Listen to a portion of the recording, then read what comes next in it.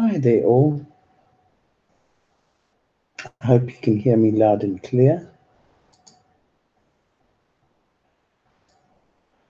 Something I'm trying the first time going live. You know how I really am frightened of it. But anyway, we try and we see how it goes. I don't know if there'll be anybody that will. I don't know if anybody will join us. But anyway, we'll see how it goes. Right, tonight I wanted to talk about fear and how controlling can it be. Fear, to me, is one of the most insidious emotions we have. You see, fear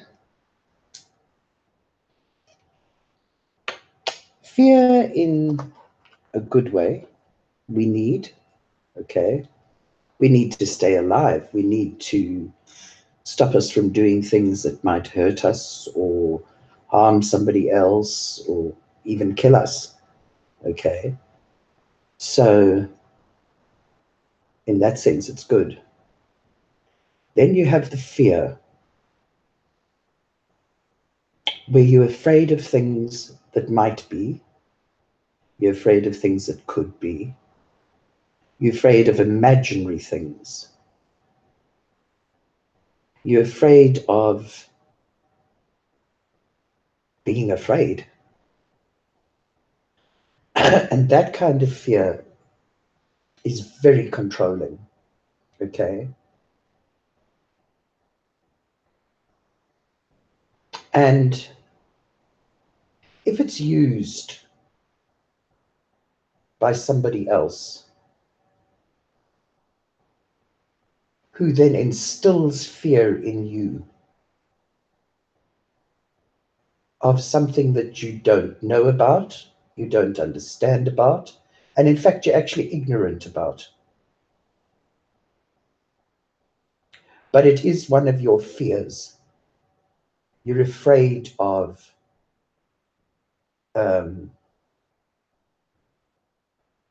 places, people, what could be, what might be. And they take that fear that they find out that you have a fear, okay, of whatever it is. And they take that fear and they feed it.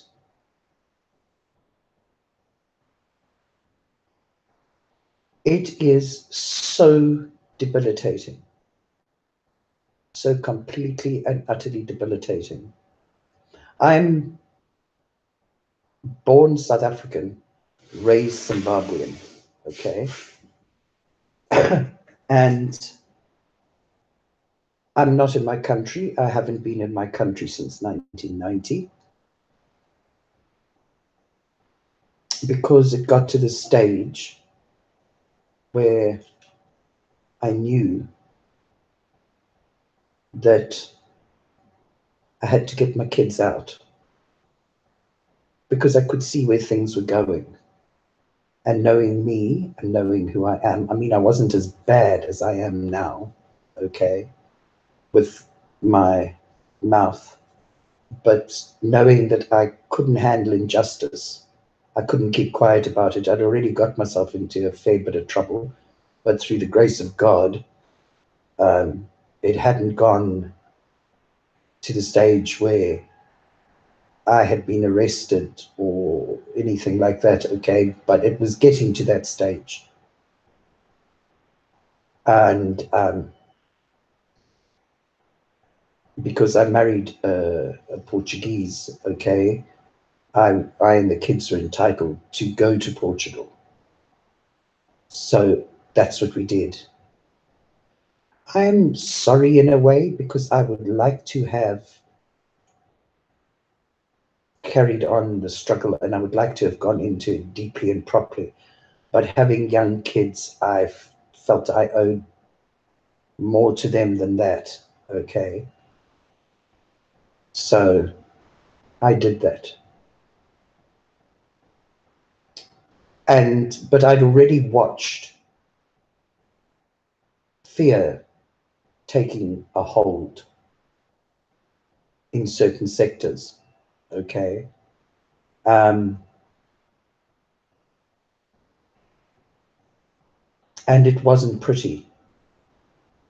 But after I left, that was in 1990, okay, things got 100% worse.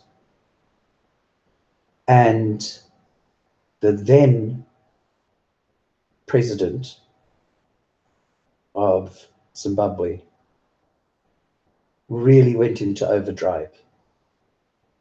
He really went into overdrive, and he instilled fear in everybody.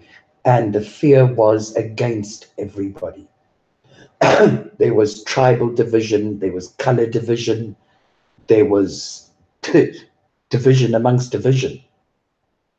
Because while he was instilling that fear into each person about the other person, okay, he could control and do what he wanted, because people were so busy running around trying to avoid everybody and hating on everybody and trying to survive, that they lost focus on what the ruling party was doing. Okay. And if he saw that if the government saw that the people were now, hang on a minute, this isn't right, he'd go on a massive fear campaign. Okay, he'd go into the rural areas, he'd beat up people, he'd burn their homes, he'd do all sorts of stuff. Okay, in town there were abductions in the middle of the night. Nobody knew what had happened to those people. One instance, because of a campaign that I got involved in, and I really lambasted that campaign all over, okay, so social media, everywhere I could. It drew a lot of attention. It even drew the attention of the South African news media. It drew the attention of the biggest labor union in South Africa. And we were able to stop a couple of things from happening, which was stop a lady from disappearing forever, okay, and an activist, and also to stop a shipment of guns and weaponry, okay, being delivered to being delivered to Zimbabwe through South African borders, and it would have been unloaded at one of the South African harbors, okay? So managed to stop that. So fear,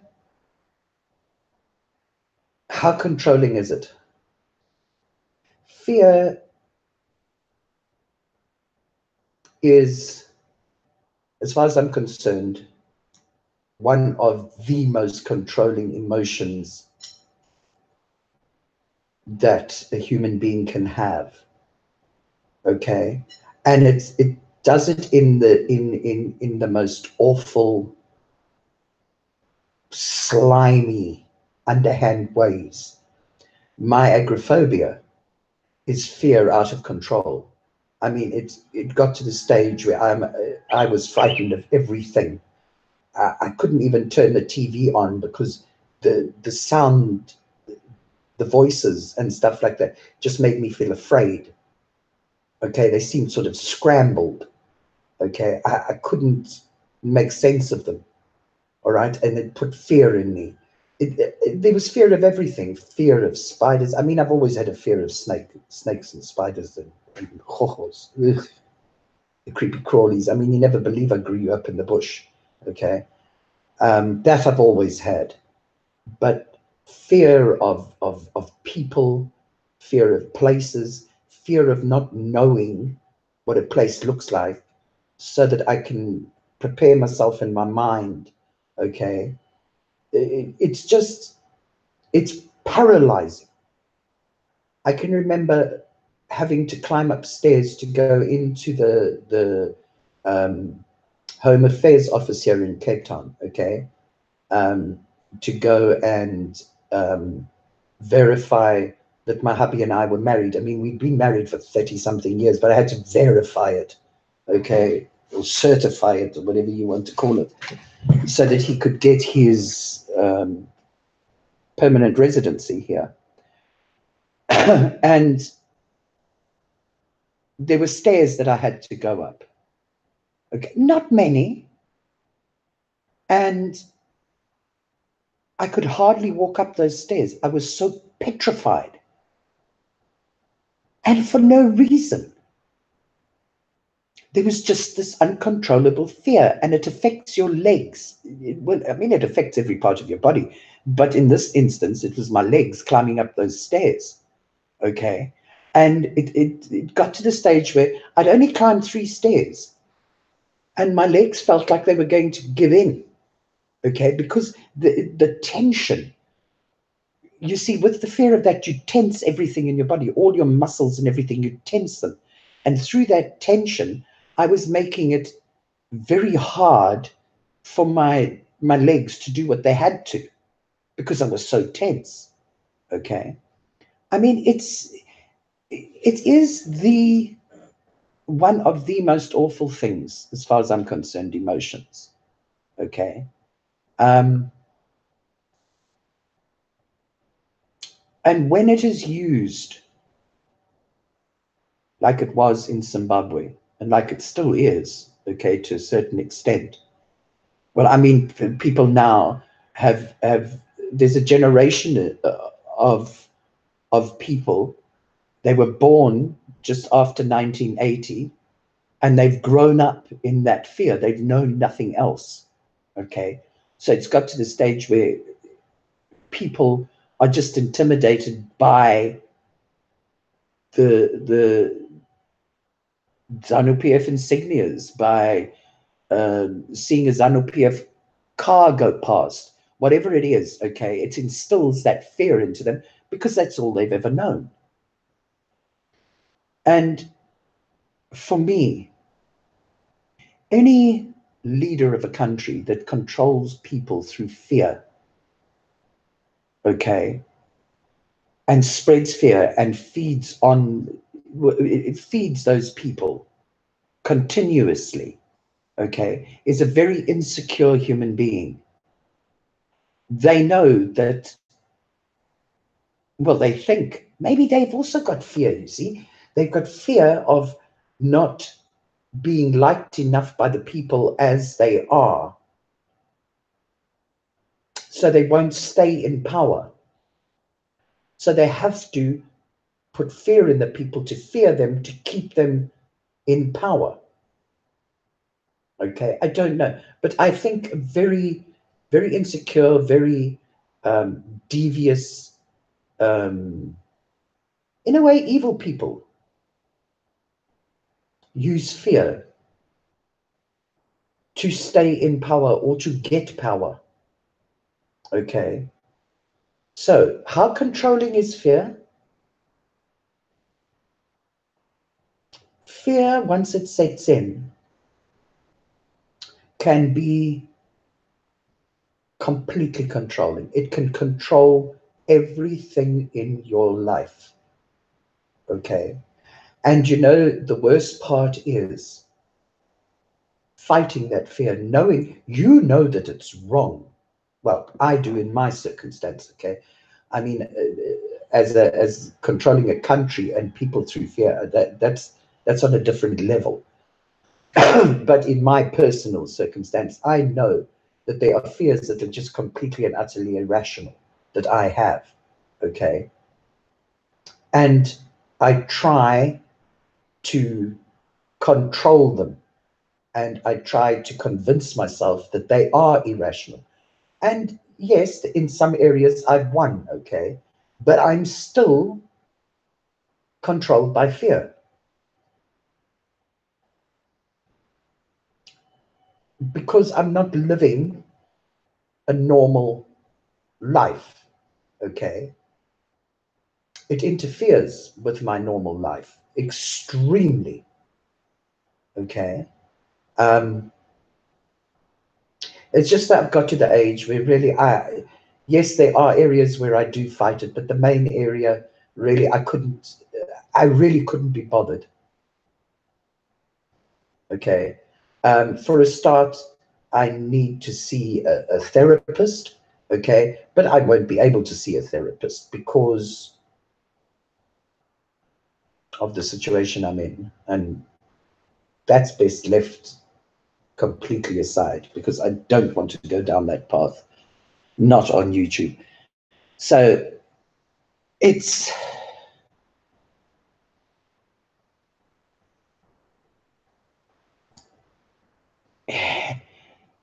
you end up, well, I have, okay, making the best that I can out of the situation that I have. It might not,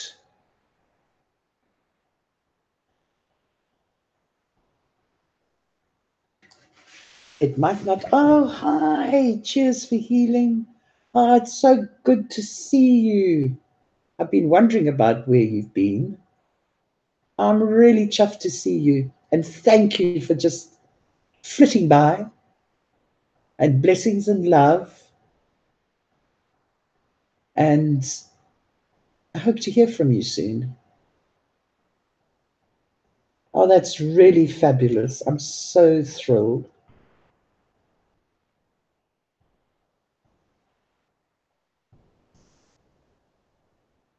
Thank you so very, very much.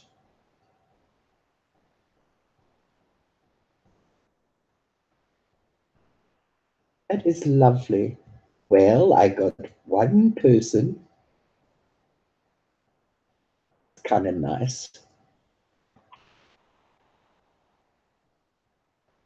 Ooh. Oh wow, brilliant. I was wondering how your if you'd done your test or not. So that is fantastic. Prayers for you. I'm going to light a candle. How's that? And you're going to pass with flying colors because I'm sure you've been studying like absolute crazy, knowing you because you're that kind of person. Well, a little bit that I know about you, that I've heard from on your videos. I miss those videos. And lots of love and lots of blessings. And you're going to pass with flying colors, darling. Don't you worry about it. You've worked hard to get where you are. You really have. And thank you so, so much for stopping by. That is really brilliant. I was just talking about fear tonight. And I hope you have a really peaceful night.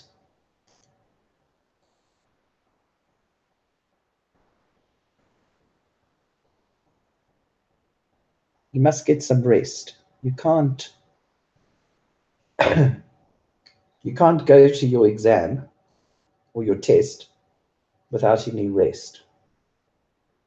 Anyway, back to fear.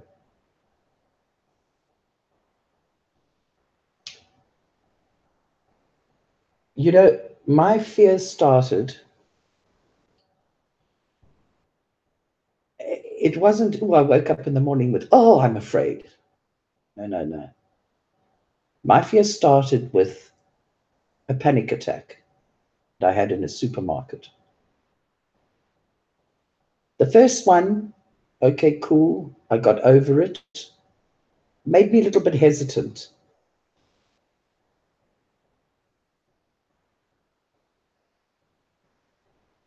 Good night. Cheers to healing. Please go to sleep, because I love talking. So you go to bed, please, darling. Okay, and blessings, and have a fantastic, peaceful night. And as soon as I'm done here, I'm going to light a candle for you, and I'll leave it burning into tomorrow, because, well, it's tomorrow already here. It's what, 3:53 a.m. in the morning. Anyway, thank you very much. Blessings and love and a big hug, and you're going to make it. Night.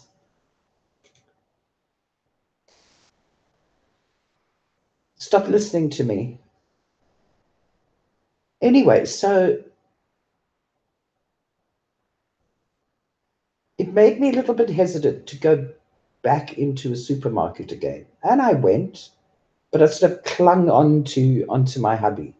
I mean, his arm sort of went blue. I don't know how I didn't amputate it. Okay.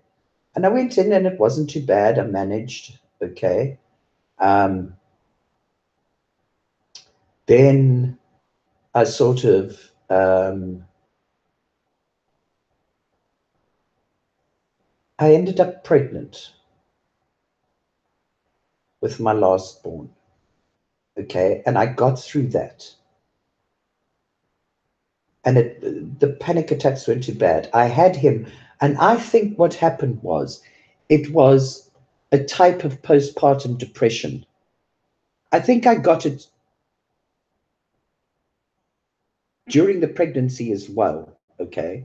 And then after the pregnancy, it was a difficult birth. I had 10 days after given birth to him, okay? I had to rush him, and it was during our wartime in Zimbabwe, and I had to rush him to our capital city to a pediatrician there. Okay, no, we didn't know what was wrong with him, and I was in a car driving on a road where there had been attacks, okay, on vehicles and things like that. So you went in a convoy, but we had missed the convoy because we'd had the doctor's appointment, and the doctor said, right, I'm phoning the capital city right now. I'm speaking to this pediatrician, and I'll let you know, just wait. And we waited, and she said, right, the pediatrician is waiting for you. So we had to take off. Okay. And it was fuel rationing as well. We had to go and get some coupons. I had nothing packed. Okay. I didn't have anything for my son. I mean, it was just chaos. Anyway, we ended up on the road. We missed the convoy, so we had to go alone. Okay. Although the police had radioed the convoy ahead and asked them if they could hold back a car, but the convoy was too far ahead. Okay. So we had to go it alone until maybe we could catch up sort of to the convoy. So I was holding my very, very ill 10-day-old baby in one arm, okay, and a loaded rifle. It was an FN automatic or semi-automatic, I don't know, please. I stay as far away from guns as I possibly can. In the other hand, okay, and hubby was driving. And I thought to myself, well, if I've got to shoot something or whatever, I'm going to have to put the baby down, which means I'm going to have to put him on the floor, which means he's going to be open to all those fumes that are coming in from the engine and everything, okay? And I'm going to have to take a gun that I absolutely hate having to do and shoot, okay? And I was just saying, oh, please, God, just don't let me have to go through that on top of it, because I don't think I can do it. Okay, I couldn't put my baby down on the ground and take a weapon and go to kill somebody. It just didn't. I don't know. And thank God I was never ever put in that situation. Okay. And I'm so thankful for that because I don't think I would react the way that you're supposed to react. Okay. I really don't. I would have been trying to protect my baby. Okay. Cover my baby and things like that, forgetting about wanting to kill somebody else. Okay. So, I mean, that could have ended in an awful tragedy. So thank you, God, that I was never put in that position in that thing. But anyway, through all this, okay, when eventually everything sort of panned out and we found out that my son had an extra urethra, that's the wee tube. He had an extra urethra. So the extra one, of course, was blocked. So the urine was collecting in that extra urethra, and it was causing the infections and everything. Okay. So until he was, I think it was 2 years old, the first year, it was every single day I had to take urine samples. And then at the end of the week, um, take them to the doctor. No, it was every day I had to take the urine sample. And in the evening, hubby would take it to the doctor and they test it. And that was for every day. Then he got to a year, okay, and they said to me, right, it's every 2 months for 4 months. And then after that, it was once every 6 months. Then when he reached two, okay, they said to me, right, it's once every month for the first 6 months after he was two. If there's no further infections, it means that the urethra has dried up, okay, and there's nothing gathering. So that's how it was. So I didn't have time to have a nervous breakdown, okay, because I had two other kids, okay. I had a working hubby. I had a home I had to look after. All right. So there was a lot of stuff that was going on. All right. That sort of kept me on the go all the time. I never had time to catch up with myself. Then when things finally evened out and I had time to catch up to myself, that's when now the panic attacks and everything came back with a vengeance. And it got to the stage where I couldn't, being afraid, I was frightened of going into the grocery store because I didn't want to have a panic attack. Okay. And panic attacks are awful. They feed on your fear. Okay. Because I mean, I felt like I was going to die and I was going to vomit and I was going to pee and I was going to poo all at the same time. I mean, I don't know how you do that, but that's how I felt. Okay. So and I mean, that frightens you. You think you're having a heart attack. I don't know. It was just, you have all these emotions. Okay. So, and they all fear. So, of course, it really kicked in and it really took over and it really controlled my life. Okay. So, fear,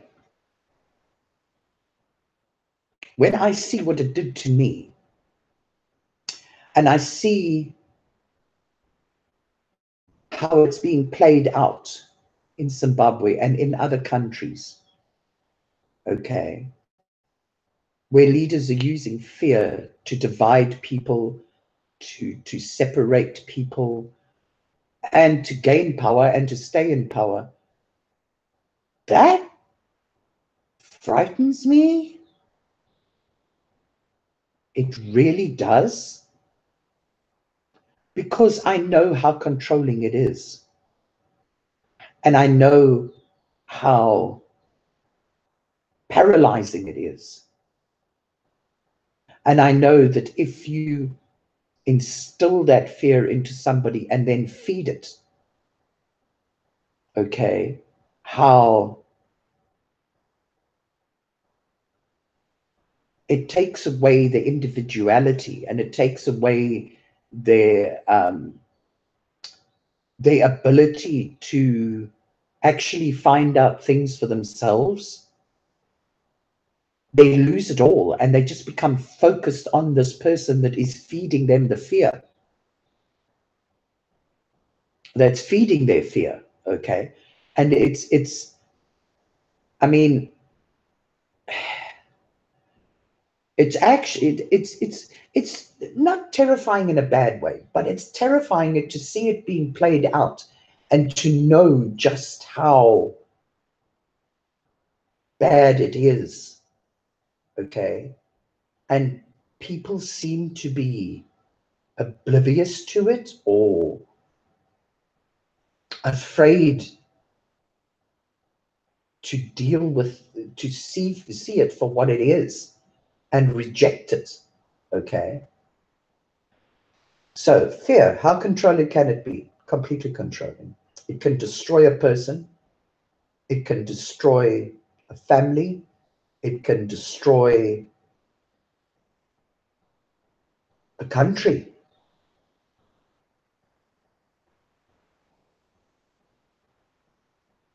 So for me, as far as I'm concerned, fear is the most powerful emotion that a human being has. And it creeps in like a thief in the night, okay? It creeps in. And by the time that you are aware that it is there, sometimes it's too late. Sometimes it's too late. And the work is too hard to get rid of it. And people sometimes commit suicide because of it. Kill because of it. So it's an emotion that should be dealt with head on, very rarely, very honestly. And the minute it becomes irrational, and by irrational, I mean, look, if somebody tells me,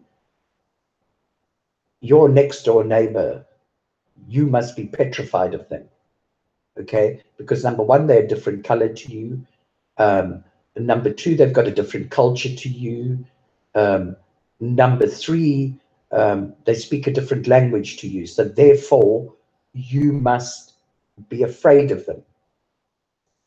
And they keep on, and they keep on. And if I don't look at, hey, hang on a minute, I don't even know these people. I know nothing about them. I know they live next door to me. They've been living next door to me for 25 years. They've never bothered me. Okay. I've seen them a couple of times. We've smiled and nodded at each other and that sort of thing. But I've never had a problem with them. They've never been nasty to me. They've nothing. Okay. Why must I fear them if they've never hurt me? Because maybe they dress differently to me, maybe they're a different color to me, maybe they speak a different language to me, maybe their religion is different to mine. So therefore, I must now fear them. And with fear comes hate. And hate breeds ignorance in situations like this. Okay. When the reality of it is, hang on a minute, stop telling me about those people. Okay. I've never had a problem with them. They've never done anything to me but be polite if we see each other, smile. That's it. I've never had a problem with them. Now, why are you telling me to hate them? Give me your reason, or why are you telling me to fear them? Give me your reasons. Okay. And then facing the reality and saying, right, Because they're a different religion doesn't mean I have to fear them. Or because they're this religion, it doesn't mean I have to fear them. Because they dress differently to me doesn't mean I have to fear them. Because they speak a different language to me, it doesn't mean I have to fear them. Because they're a different color to me doesn't mean I have to fear them. Because they're a different culture doesn't mean I have to fear them. It does mean that if I have the ability to find out about their differences, go to them one day, knock on the door and say, we've lived next door to each other for so long, okay? I think it's about time we greeted each other. They might also be afraid of you, okay? So you've got to think of that as well. I mean, they might be afraid of you because they've heard stories, or they're living in a country where people ostracize them and people hurt them and people throw things at them and insult them and things like that. So they might also be afraid.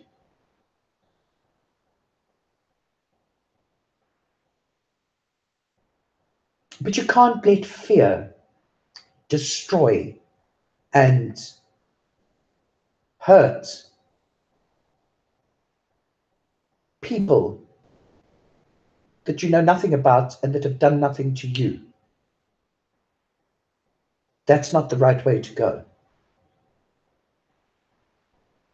But fear does that, and fear can kill. And it can make me hurt somebody. Killing somebody, I don't think so. That for me is, please, dear God, I never want to be put in that situation. I really don't. So yes, fear can control you utterly and completely. It can ruin your life. It can ruin your family's lives. It can ruin a country's lives. It can ruin your community's lives. It can ruin lives that you don't even think are being ruined. Fear needs to be seen for what it is, faced head on, and put back into its box where it must stay. Because it can become one of the most unhealthy emotions that a human being has. Okay, I think I've been on for long enough. So, thank you for listening to me. And may your gods go with you. Be kind to each other. And you know what? Reach your hand out to that person that's different from you and help them up. Smile, whatever, but help them up. Good night. Thank you. Ciao, ciao.